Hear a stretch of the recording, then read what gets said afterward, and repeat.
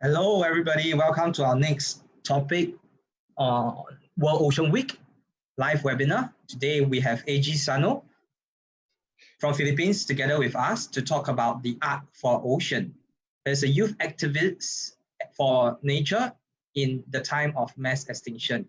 Okay, so I have met AG personally and in person at ADEX about 4 years ago. Very outgoing and very creative person. His arts is amazing. So I really enjoy him drawing and presenting the live drawing during ADEX then. So without further ado, I'd like to hand over to AG to have a short introduction of himself. AG, please. Hi, Carter. It's good to see you. First of all, it's been a while since we've seen each other in the ADEX events. I'm glad to be here this time.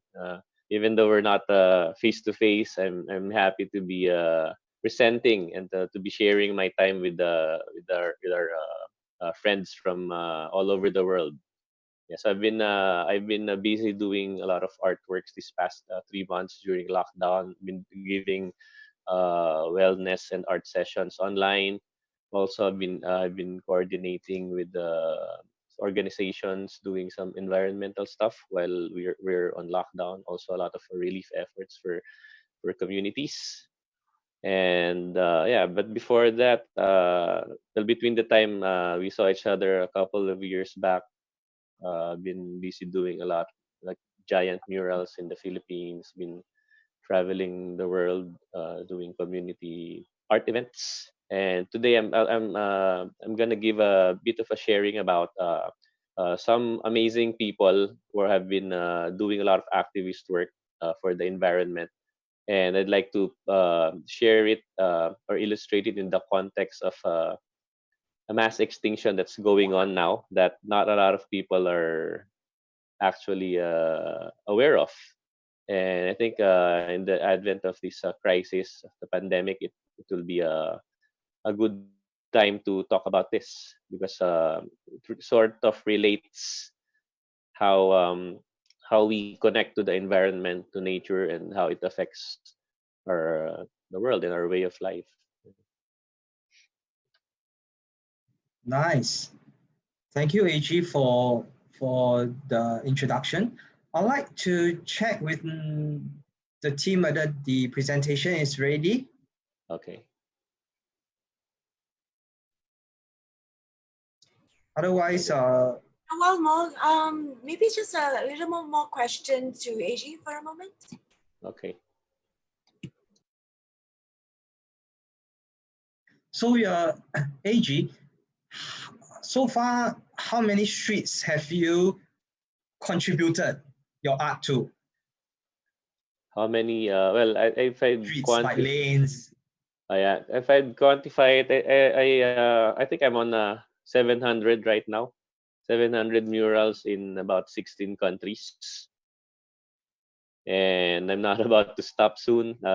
In fact, there are there were a lot of engagements that were canceled because of the lockdown and the travel restrictions. But pretty soon I'll be doing some more murals again, some engagements with communities. But of course, we're gonna observe proper protocol, social distancing. It's gonna be a lot different from the way we do it before, the way we connect with communities. But yeah, looking forward to making more. That's good. It's good to use art as a silent message towards people who are curious about the ocean, and through this mural and art to be able to share with others and spark interest on those who have not been to the ocean or have not been diving into the ocean before. So well done, AG. I mean, I've seen you doing your live artwork before at ADEX, and it's very inspiring. It's very inspiring. Yeah, thank you, Carter. I think engaging or involving the community or the public is essential in getting the message across. And yeah, like you mentioned, it plays a big role in communicating the sciences, and I mean, yeah, not a lot of people have access to the sea or to the oceans. But moreover, not a lot of people are involved, and not a lot of people are aware of what's happening to the oceans. And by bringing the art and the activity and the event to them, that's a good way of connecting them to the seas and making them curious about what's out there. And then when they eventually fall in love with the seas, and that's the time that you can count on them to help you, help us to protect the seas and the oceans. AG, you, I mean, like you advocate uh, awareness art uh, through graffiti, right? And then Right. um, and you have a special focus or in terms of ocean health awareness or marine health awareness. Why is that so? Is it because you feel very connected to the ocean? Perhaps you can tell us a little bit of a background issue and background story on that. Sorry. Yeah, sure. Actually, I started doing conservation work in the mid 1999. In mid 1999, so I had my first expedition in the year 2000. And before I actually started doing street art and graffiti and murals, I've been heavily involved in marine research. And yeah, that's how I got connected to conservation work. And I became a wildlife photographer as well. And by the time I decided to do street art, that was the time when I was really doing full time work in conservation work, and I felt the need to express this more to different mediums. And I found that art, which is one of my childhood skills, was a viable avenue or vehicle to advance my message about the environment. AG, so at what age did you actually start this art? I started drawing when I was 10 years old, and interestingly, I didn't know it before, but I mean, I didn't know what the future will hold for me. But the first ever drawing that I made was a drawing of a shark, like a line drawing, very basic. My seatmate, who was a good artist, taught me how to draw, and from there on, I never stopped drawing and never stopped painting. So it's been quite a ride, quite a while. So yeah, I was 10 years old when I started doing that. But regarding doing art for the environment, it was quite late. It was only around 2009 or 2010 when I started doing the street art campaign. How many graffiti art of your work actually do we have can be seen in Philippines itself at the moment? Yeah, there's quite a lot in the Philippines. I'd say more than 600. More than 600. Although some of the walls have been painted over or even torn down, but there's still quite a lot, especially in Metro Manila. And yeah, most of them are in Metro Manila. But like I mentioned earlier, I have artworks or murals in 15 other countries, and I'm happy to say that yeah, because of ADEX, I was able to conduct painting events with ADEX guests and friends in Singapore.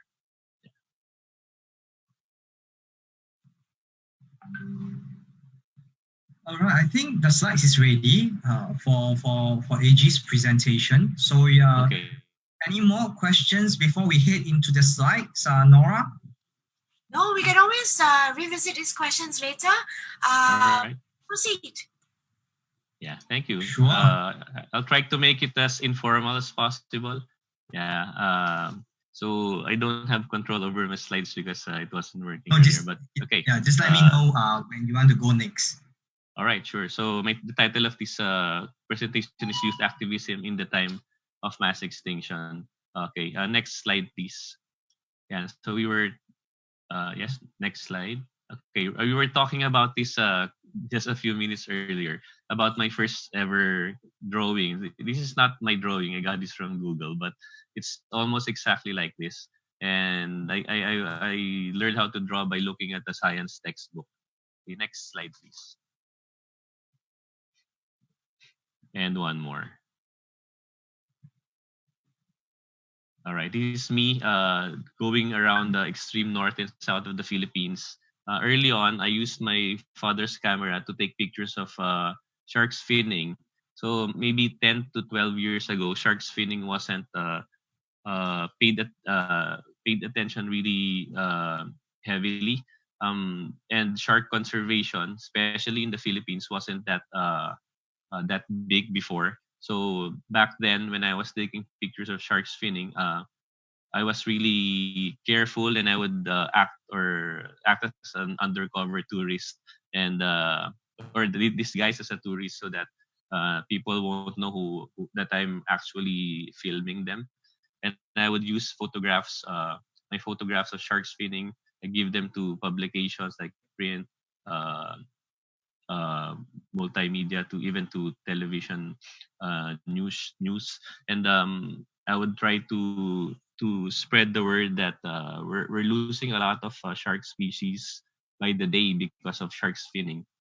Okay. And to connect this to my first drawing, it's like a premonition, and I think at that early stage when I was 10, the the desire to take care of Mother Nature was already implanted in my brain.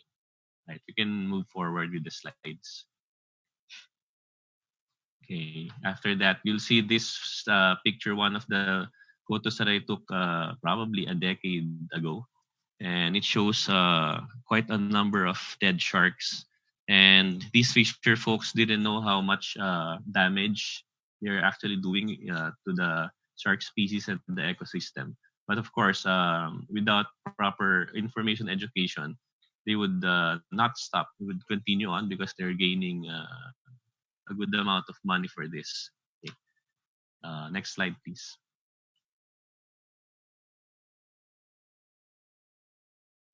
All right, this is my father's camera. It was a film camera that I used in my early years as a photographer. And the next few slides would show you some of my whale photographs. Yes, these are pictures of humpback whales that I took in the northern part of the Philippines. Okay, next slide.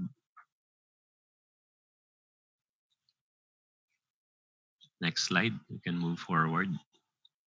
Yes, these are just some of the whale photographs that I took. Ichi, all these photos are on film.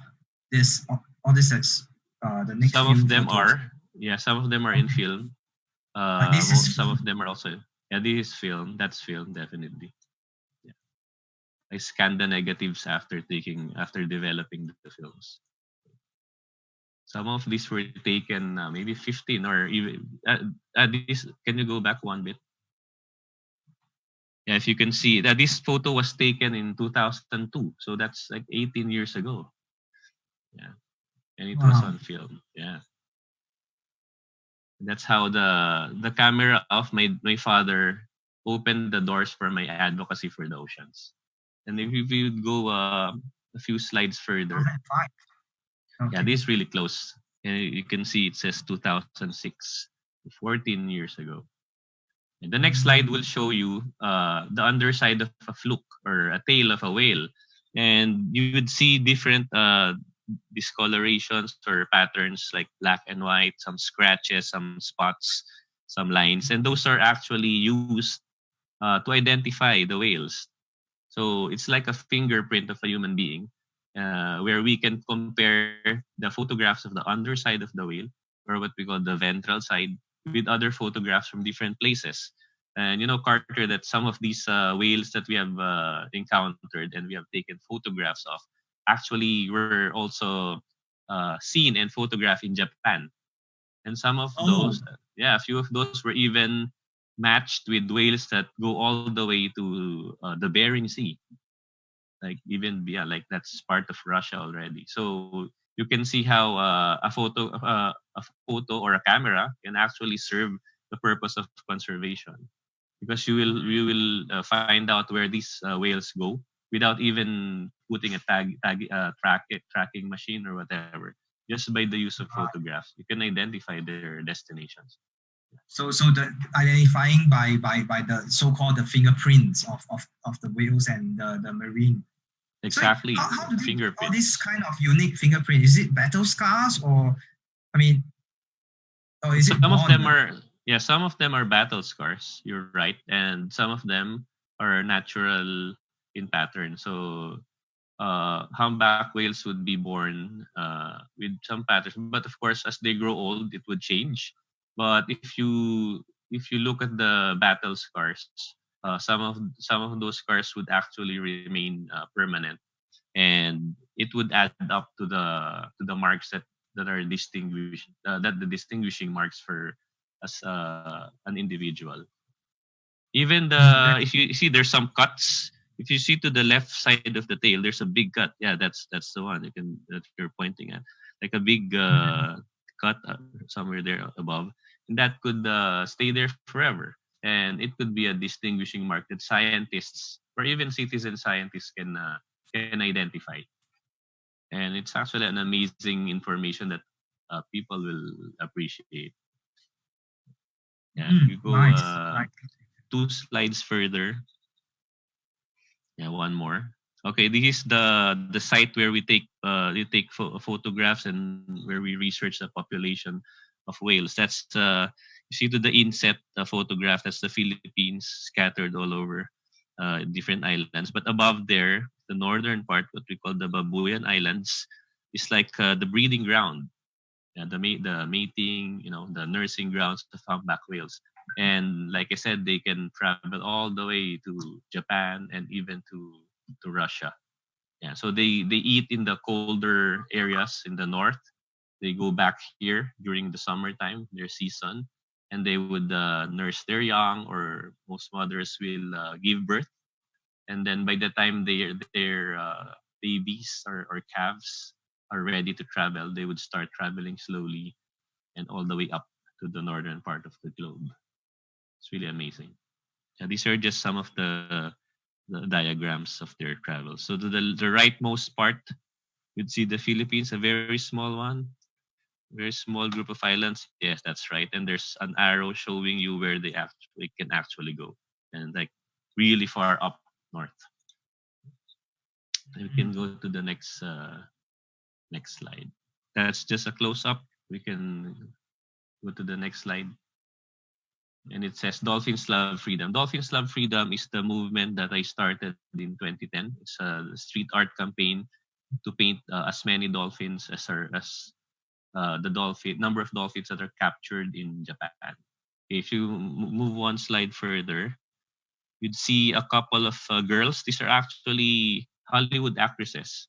To the right is Hayden Panettiere, and to the left is Isabel Lucas. These girls went to Taiji in 2007 to help protect whales and dolphins from being slaughtered. Okay, that's 2007. I saw that in a CNN news clip in 2007. Okay, move one slide further. Okay, this is The Cove. This is 2010. I saw the movie called The Cove in 2010, and it speaks of the slaughters in Japan and the captive industry, the dolphin and whale captive industry. And it so happened that the CNN news clip about the two Hollywood actresses protecting the dolphins was actually part of this documentary. Okay, and long story short, this documentary actually triggered me or sparked my advocacy to do a street art campaign for the dolphins. And in the next slide, you see photographs of Rick O'Barry. If you may click, please. Why is the water in red color? Yeah, that's a good question. The red color is actually the blood of hundreds of dolphins that are being slaughtered at one time, at one moment.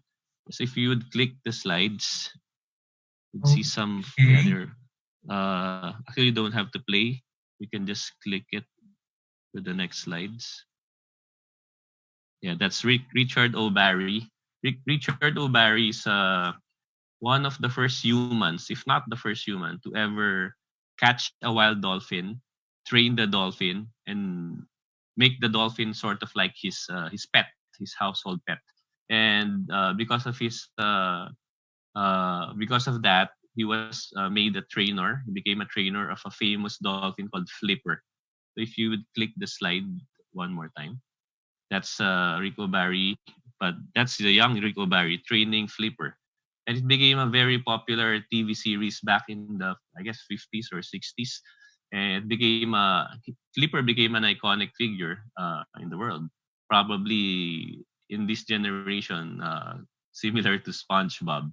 Okay. So Flipper became popular. Rico Barry became popular, and because he was the one who can control and train the dolphin and make the dolphin do some tricks, he even became part of the TV series as an actor because he had the skill to control Flipper.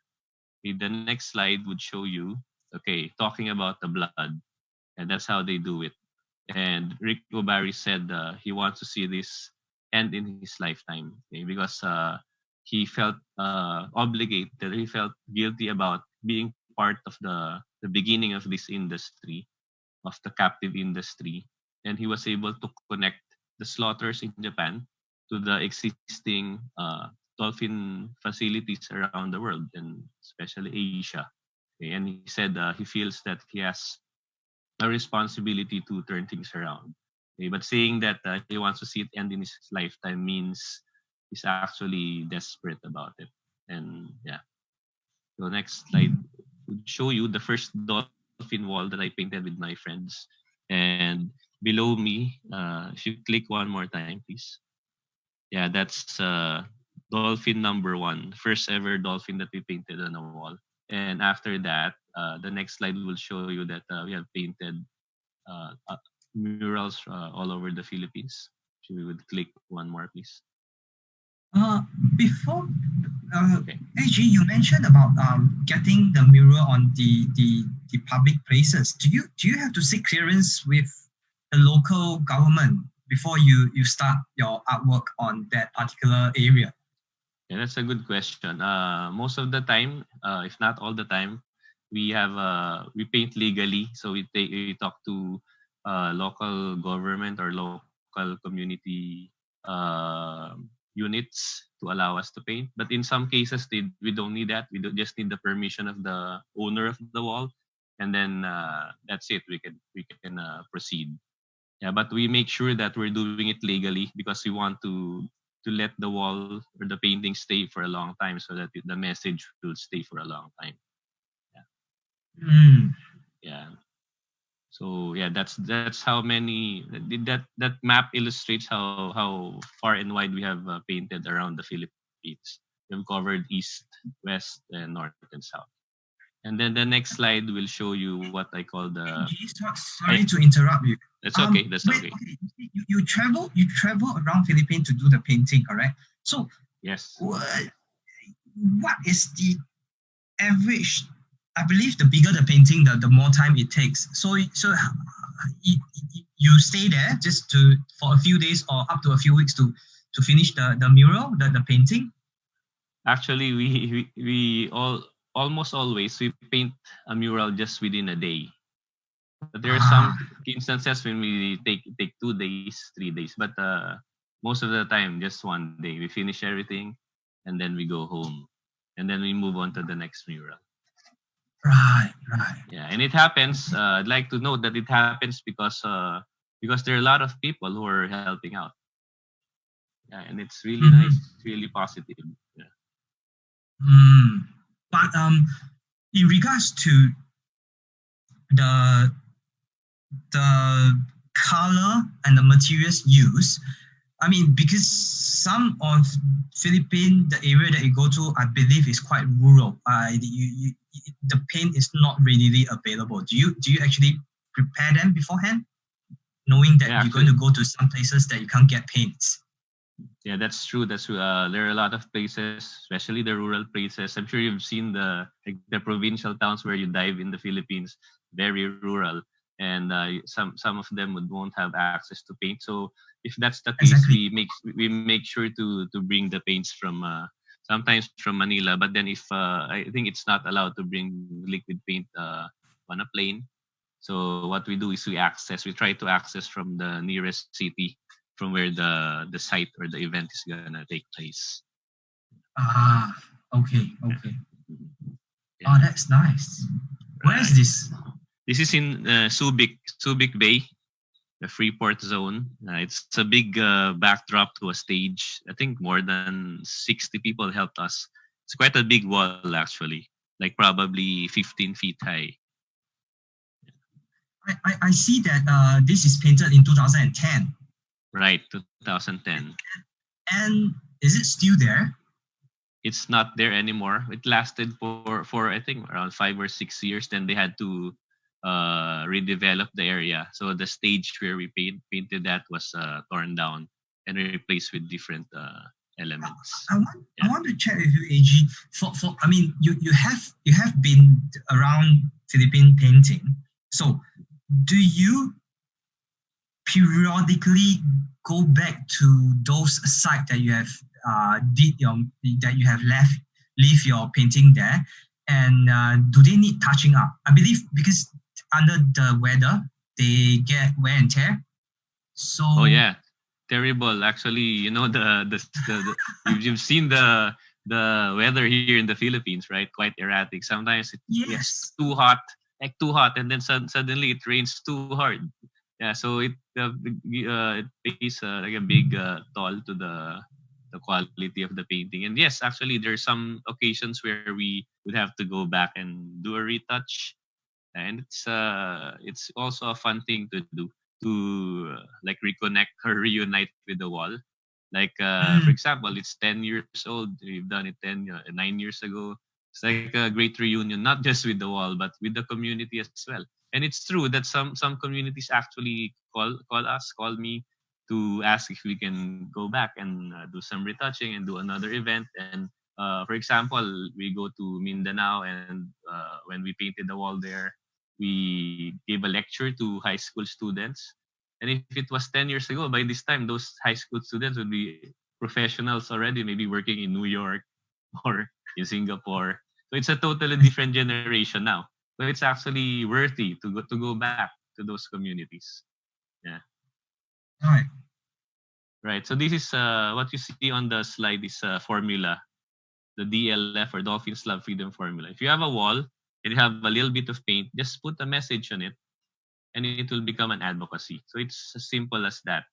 I mean, the artwork is not a simple artist's expression, but we make sure that there's a message. Here we paint the beauty of the seas, the oceans, the creatures, and then we combine art and activism, and then you get artivism. Artivism has become a strong movement in the past decade, wherein I mean almost all continents should see amazing artivists. So it's not just being an activist or an artist. These people are now self-proclaimed artivists working for the betterment of the community using their art, using visuals, even theater, even music, and then consciously we use art to advance the message and the advocacy. And the next slide is actually brutal. One of the few paintings. This is not a mural. This is a painting on a canvas. I really wanted to express the brutality and the grief that I feel when I see videos of dolphins being slaughtered. And right there, I combine different images that I've seen in videos and photographs to illustrate how helpless the dolphins become when they're trapped and then slaughtered. Yeah, he's an exceptional. I mean, his work is an exception. Most of my works are actually happy, like the following paintings. Yeah, so the next few slides are like collections of my work. Yeah. I want to check with you, AG. Have you have any community share with you that your art is being vandalized? Yeah, actually, not a lot, but there are probably a few of them, maybe 4 or 5 times I've encountered that, but not a lot. There was just one big mural that we did that was uh, uh, painted over by another group, but it so happened that they didn't know that our mural was actually a project of the university where we painted, and they Oh. apologized, and we became civil and friendly to each other after. And we even Ah. supported their work. We tried to support their work and to tell our volunteers not to get mad at them because initially people were calling me like volunteers from like high schoolers. They were calling me and saying, "Sir AG, somebody destroyed our work." Like that. Of course, they got affected because they're like kids who helped out, right? And they loved what they did. They loved our the outcome of our work. Then they saw it being painted over. Mm, They got hurt, but I told them it's okay. These people are also activists trying to send out a message. It just so happened that there's no other wall for them to paint. Yeah, so it's okay. It's okay. That happens because as a street artist, you know that your once you leave your artwork, it's in the mercy of the world. Okay, so it's up to the world to decide on what to happen. I mean, you don't own it anymore. You give it out as a gift to humanity or to anyone who would like to look at it. So it's understandable that it would either fade or be painted over. mm, mm. I have a question from the audience. Are most of your work fully commissioned? Because I Okay, understand most some of the paint, the material used it can be very expensive. I mean, yeah, the brush, the paint, the ink, it can be very expensive. So yeah, how do you that's true. support That's that? true. Actually, most of my works are not commissioned. I'd say let's say out of 100 paintings or walls, probably only one or two are commissioned, but the 98 others are for free. So in the past 10 to 11 years, I haven't had a regular job. I focused and offered my all of my time to doing this advocacy. And let's say a company or a private entity, an individual, asks me to paint their wall and they give me an honorarium. Normally, if they want me to paint about nature, I would never give a price to that. But they will, of course, ask for a figure. Sometimes I just tell them, just it's up to you, whatever you feel like giving. Unless there's an actual project that I really need to come up with a figure. But normally, when I get the honorarium, I would buy paint. Aside from my expenses, I would buy paint so I can make more paintings, especially for communities who do not have the budget for that. Yeah, so it's like Mm, Robin Hood for the arts. Like you get sponsored one time and then you sponsor artworks or more walls, more murals 90 times. It's like that. But also, that's Arthur, I'd like to say that a lot of probably I've worked with all existing paint companies in the Philippines, and they're very supportive of this kind of art. Surprisingly, because normally these brands are commercially motivated, but then every single paint company, at least the major paint companies in the Philippines, have sponsored my work like many times over. that's So nice. it's like it's like a nice collaboration between citizens and even companies. You know how my previous question I asked about do you get permission and clearance before you start your painting? So have you ever gotten into trouble doing your art when you first started? I like That's a good question. Well, it's easy to answer. Never got in trouble, except for one time when somebody from the community opposed. They opposed the message about dolphins being free.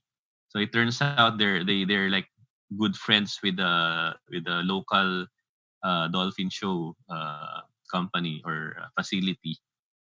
Okay, so that's the only time I got I got an opposition. But apart from that, I mean, everything's positive. Like I said, that's why it's crucial to make sure that everything's legal and coordinated. Yeah, because we want the community to enjoy, and we want their painting, okay, to last a long time. Because it's not just AG Sanyo's artwork. It's actually the artwork of the community. So they Mhm. would protect it, they would cherish it, they would be proud of it. Right. I'm seeing a lot of artwork that you have painted over the years. I just want to, I'm just very curious. Is there any particular artwork that really became really famous or into the media? Okay. Oh yeah, actually there are a lot, and I'd say probably the biggest painting we have done is actually a peace mural, not necessarily an environmental mural. It's a peace mural that spans 4.2 kilometers. And Oh just wow. because of its sheer length, it got a lot of media attention. And it's actually considered as the longest peace mural in the world. It's really long. But very recently, just last month, together with my team, we painted a 50-foot superhero wearing scrub suits and dressed as a doctor to pay tribute to the medical frontliners of the Philippines. And this mural was featured in almost all the publications in the Philippines. And then, of course, it got a lot of media attention, television, multimedia, became viral. Maybe because of its timeliness, because it's a tribute to the frontliners who have been working really hard to contain the virus in the Philippines and to heal those who are already sick. And also, we featured the local superhero. Uh, the superhero is a lady, probably the Filipino version of Superwoman, and she's really iconic and popular in the Philippines. That's why it got a Oh, lot of shares on social media. Yeah, but for the other environmental murals, back in 2014, we painted a 100-foot concrete water tank, and that mural got a lot of media attention as well. I guess you must have gone hungry after the artwork because it's, the paint that is used. I mean, it must have cost a lot to buy the paint. My God, because I know it's not cheap. I know it's not cheap. So Oh yeah, wow. And this yeah. picture Paint I'm is never looking. cheap. Yeah. Yes. Is it a train station underground? It's underground, but it's a pedestrian underpass. Yeah, it's This is so a nice. very popular underpass in the Makati Business District. I'm not sure if you're familiar with Makati City. It's the probably the biggest business district in the Philippines, and this is an intersection of the main road, Ayala Avenue. So that's quite a popular tunnel or underpass, and it also got a lot of media attention. It's a big project actually. It's 700 square meters of How many ceiling. days? So it's not easy. Oh, it took us maybe I think 16 nights to do that. Around So 16 nights because we so you're cannot work not during the day. okay. Yeah. Oh wow. Yeah. Oh, So no this is sleep. amazing. No Yeah, sleep. this is really amazing. Yeah. Yeah, these the old ones like if that's in Singapore, the one below the Subic painting, the one to the lower right, the lower right. No, That's in this really. Singapore. Yeah, in Oh, Scape Center, but I think that lasted for maybe 3 or 4 years, and then it oh, was painted over. Yeah, okay. right. Wow. 2010 as well. 2010, a long time ago. And there Mm, were mm, there mm. were a lot of volunteers like I think we counted more than 20 nationalities. I mean, Singapore is like a hot seat of of the world, right? But yeah, Talking there about, were more than 20 nationalities who helped us paint that wow.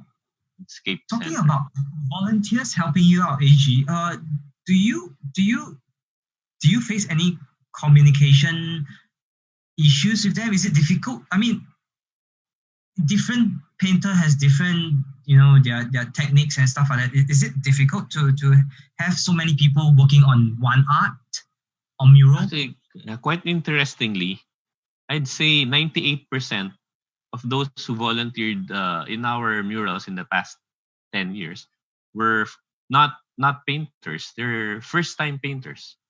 Yeah, more Oh, than almost everyone didn't know how to paint before they joined us, and they just wanted to try it out and just to be part of the mural.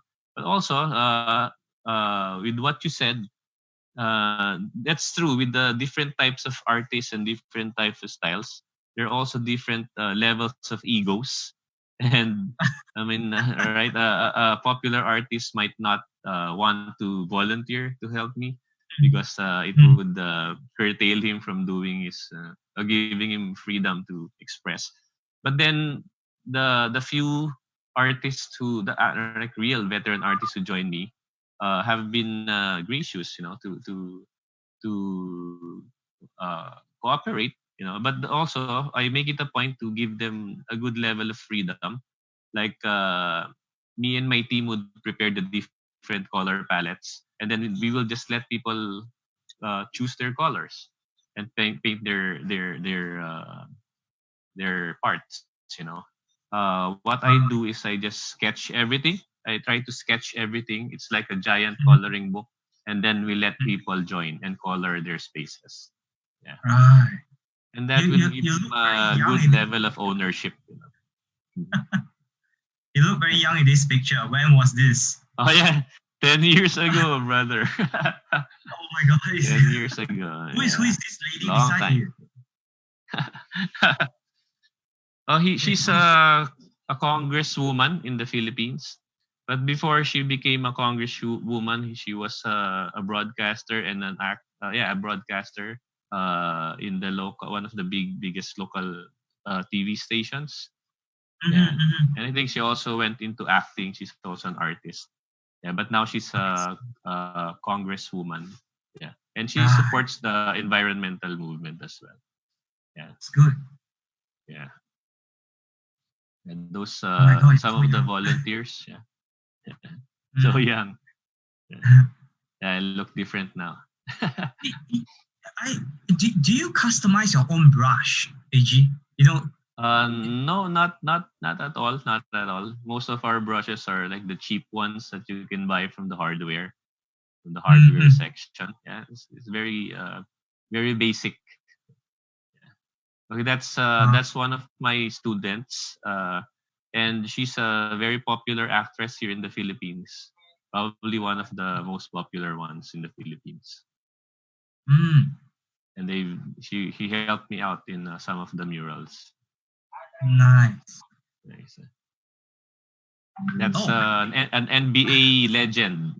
You might be too wow. young to recognize him, but he was one of the I know popular him. Laker guys during the 80s. Yeah. Nice. Where is this place?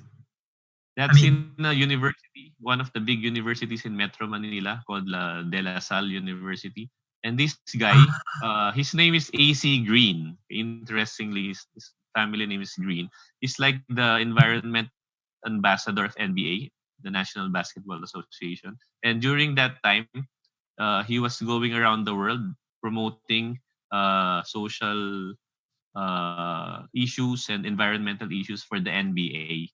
And then I got a call from WWF. They told me that there's this NBA ambassador who's coming over, and they wanted me to host him in one of my mural paintings. And of course, when I found out about him, uh, everyone was surprised because I told them he was one of my idols growing up. nice. Yeah, so it was a nice time, really nice event. these are also some of local celebrities, broadcasters. Mm. Yeah. Wow. Yeah. Oh, And that's body painting. like Miss Earth. Yeah. Oh, that's body painting. Yes. When I run out of walls to paint, I start painting bodies. Yeah. Oh, wow. Yeah. So that came out in a health magazine in the Philippines. And of course, those I'd like to mention that those guys are actually WWF ambassadors.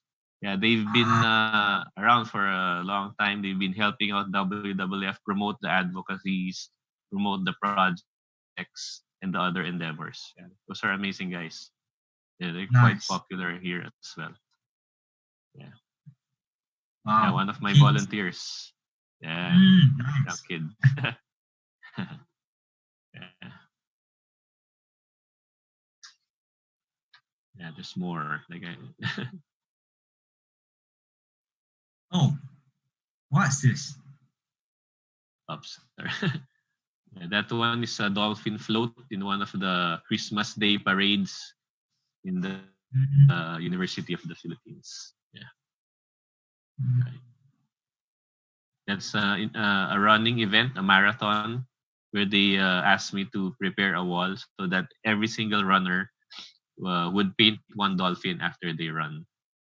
Yeah, that's quite fun as well. Yeah. It is. It is. Yeah. So those are my paintings. Yeah.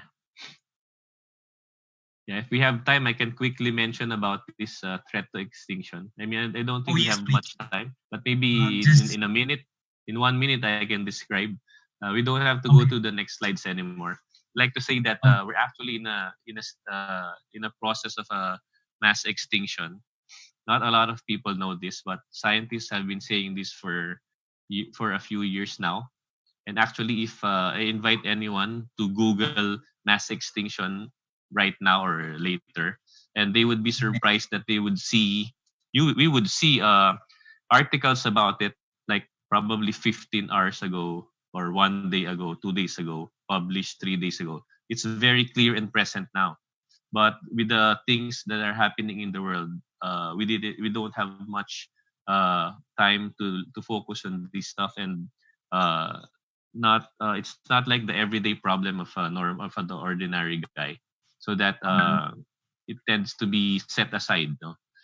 But for me, it's very important to take note that this is happening, and scientists have been saying that it's us humans who have created this, and because of that, we have a responsibility to stop it, okay? Or at least slow it down. Now, ADEX is a big part of conservation in Asia and the world, and I think most of our friends, our champions in ADEX, know this and have been doing a lot of things and heroic stuff to combat this. And before I end, I'd like to particularly put focus on coral reef destruction and bleaching because of what we have been doing to the seas. Okay? We have the Great Barrier Reef, the biggest uh, gathering of living organisms in the planet. It's under threat. And then we have here in Asia, Southeast Asia, the Coral Triangle, which spans over, I think, 4 nations at least, and it's under threat. And we, the diving community, are the frontliners, the frontliners, and we have the responsibility not just to take action, but also to spread awareness. And I think these types of events, online events and conferences, keeps the conversation going, and every single person who listens or watches us actually have or gains the knowledge and the information that they may be able to use in furthering or pushing the advocacy. yeah, thank you, AG, for your sharing. And as I mentioned, the pain is not cheap. Okay, let alone AG's experience and time. So as ocean advocates and and having to talk to a lot of conservationists and activists, I'd like to get everybody's attention. Remember how AG looked like? Okay, he's always in his beanie most of the time. Okay. Right. So if you spot him around Philippines or anywhere around the world, give him a pat on his shoulder, and if you could contribute to his paint, to purchase of his paint if possible, that will help a lot, right, AG? That would help a lot. That's actually the heart and soul of the advocacy, the paint. Yes. Without that, there's nothing, right? Yeah. So help give if you don't have extra, give him a pat to give him encouragement to continue to use the murals and arts to spread the message. Otherwise, if you have more to give, please get him more paints. We would love to see more paintings. Right. Thank you very much, brother. Thank you. Thank you. It's been a pleasure. It's a pleasure to be. Yes, good to see you again. Yes, even if it's not face to face. Yeah, sure. Once it's safe to go, I'll go. Thank you so much for doing this. Yeah, thank you. I enjoyed every minute. All right, stay safe. Thank you. Stay safe. Bye-bye. Bye.